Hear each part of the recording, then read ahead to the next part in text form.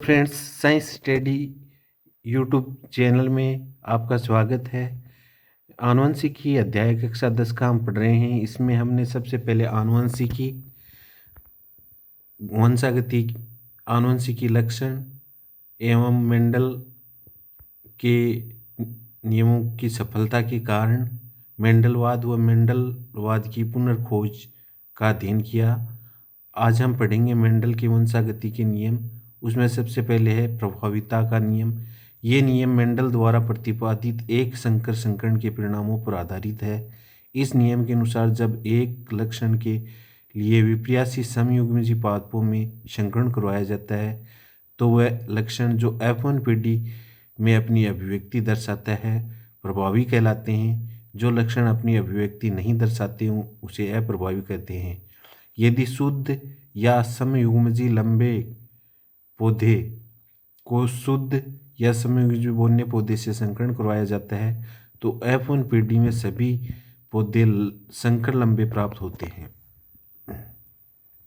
जैसे यहाँ दर्शाया गया है कि शुद्ध लंबे पौधे हैं वो शुद्ध बोने पौधे से जब जनक पीढ़ी के रूप में युग्मक जब बनते हैं तो उनसे नए जो पौधे बनते हैं वो संकर लंबे पौधे प्राप्त होते हैं। F1 पीढ़ी में सभी संकर लंबे पौधे प्राप्त होते हैं। पृथक्करण का या युग्मकों की शुद्धता का नियम। ये नियम भी मेंडल के एक संकर संकरण के परिणामों पर आधारित है।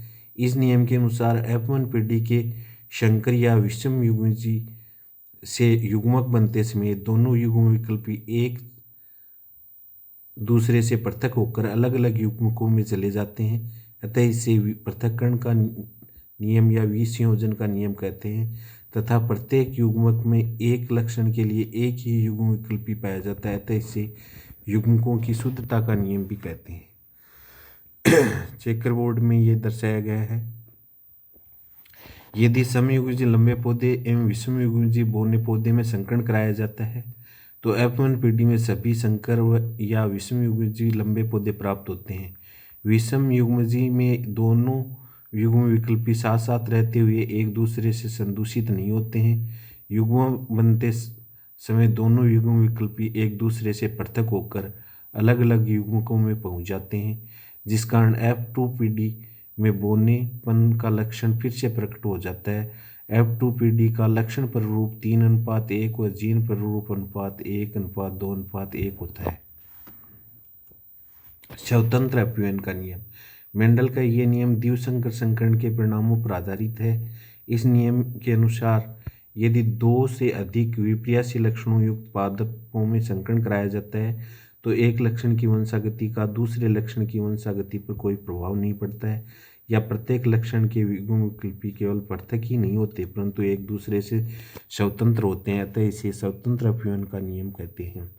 ये चक्रबोर्ड में दर्शाया गया है कि गोल व पीले बीज का संकरण जब जोड़ीदार व हरे बीजों से करवाया जाता है तो सभी गोल व पीले बीज प्राप्त होते हैं। यहाँ RY का संकरण RY से करवाते हैं तो RRYY तथा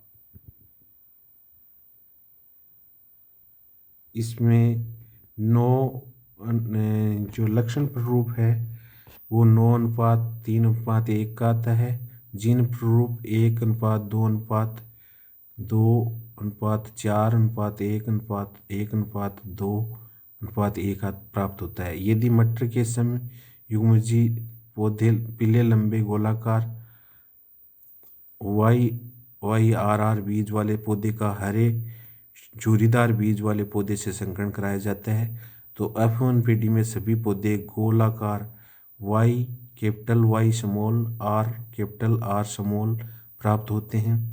F1 पीढ़ी में परस्पर स्वपरागण करने पर F2 पीढ़ी में लक्षण प्ररूप 4 प्रकार के अनुपात 9:3:3:1 में प्राप्त होते हैं और जीन प्ररूप में 9 प्रकार के अनुपात 1:2:4:1:4:2:1:2:1 में प्राप्त होते हैं।